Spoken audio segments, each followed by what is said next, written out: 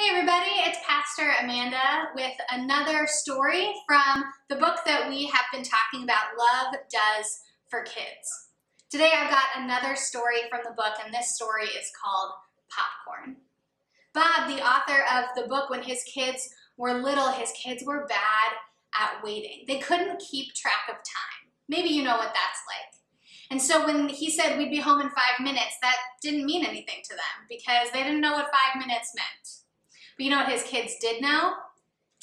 They knew just how long it took for a bag of microwave popcorn to pop. They knew what that felt like. And so Bob started using popcorn to describe how long something would take.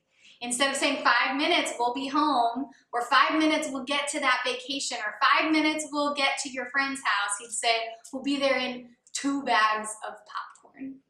You know, and it worked. His kids figured out what that felt like, what waiting for 2 bags of popcorn felt like. And so they knew what 5 minutes felt like. You know, Jesus talks about waiting and watching time pass a lot. Jesus came to earth with this plan, with this job to do for God to build a new kingdom. But we'd have to wait for it. So Jesus goes back to heaven to get our new home ready, and we're told to wait.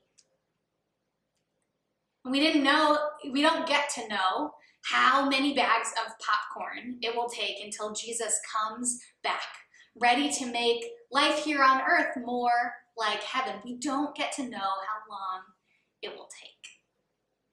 But we do have a job to do.